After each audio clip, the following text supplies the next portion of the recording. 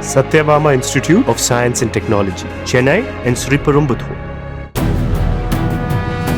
உதயநிதிக்கு துணை போக வேண்டும் என தீர்மானம் நிறைவேற்றப்பட்ட திமுக பொதுக்குழுவில் ஆபரேஷன் சிந்தூரை வெற்றிகரமாக நடத்திய முப்படையினரை பாராட்டி ஏன் தீர்மானம் நிறைவேற்றவில்லை என பாஜக மூத்த தலைவர் தமிழிசை கேள்வி எழுப்பியுள்ளார். கோவை விமான நிலையத்தில் பேட்டியளித்த அவர் ஆபரேஷன் சிந்தூர் குறித்து உலக நாடுகளுக்கு எடுத்துச் சொல்லும் மிகப்பெரிய அங்கீகாரத்தை கனிமொழிக்கு கொடுத்திருந்தும் திமுக பொதுக்குழுவில் அதனை ஏன் குறிப்பிடவில்லை என்றும் வினா தொடுத்தார்.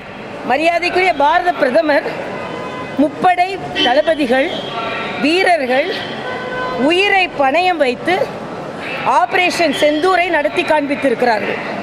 உங்களுக்கு மத்திய அரசு மீது தான் துவேஷம் இருந்ததுன்னா அந்த முப்படையை பாராட்டியான ஒரு தீர்மானம் நிறைவேற்றி இருக்கலாம். 7வது தீர்மானம் என்ன தெரியுமா? உதயநிதிக்கு எல்லா விதத்திலும் துணை போவார்களாம். ஒரு திமுக பொதுக்குழு அது என்ன தீர்மானம்? அப்போது முப்படைகளுக்கு என்னொன்று கேட்குறேன், உங்கள் கட்சியை சார்ந்த கனிமொழி அவர்களுக்கு ஒரு மிகப்பெரிய அங்கீகாரத்தை கொடுத்து அவர்கள் ஆபரேஷன் செந்தூரை போய் உலக நாடுகளில் சொல்லும் பொழுது தமிழக மக்களுக்கு அதை பற்றி ஒரு நன்றியுணர்வோடு ஒரு நிச்சயமாக ஒரு தீர்மானம் நிறைவேற்றப்பட்டிருக்க வேண்டும். ஆக எல்லாவற்றையுமே அரசியலாக்கணும், நாட்டின் பாதுகாப்பையும் அரசியலாக்காதீர்கள். 7வது தீர்மானம் உதயநிதி எதற்காக இப்பொழுது அவருக்கு துணை நிற்கிறார்கள் என்று எனக்கு தெரியவில்லை.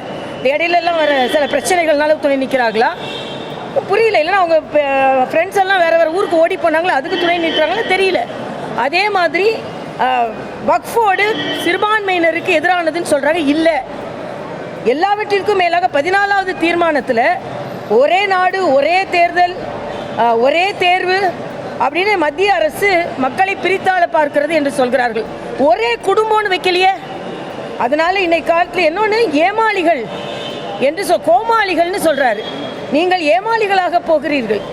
எதிர்க்கட்சிகளையும் அந்த கூட்டணியும் சொல்லும்பொழுது சற்று நாகரிகமாக சொன்னால் நல்லதுன்னு நினைக்கிறேன். அப்படிப்பட்ட நீங்கள் காங்கிரஸுக்கு அடிபணிந்திருக்கிறீர்களா?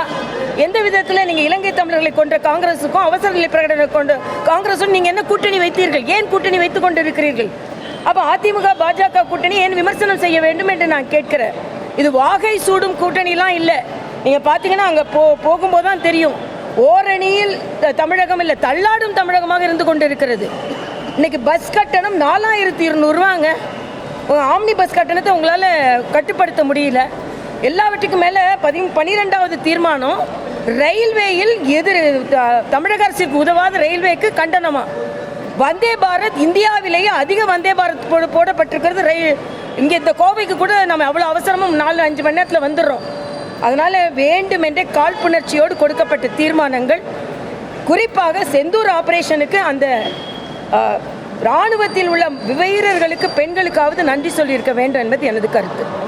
Satyabama Institute of Science and Technology, Chennai and Sriperumbudur.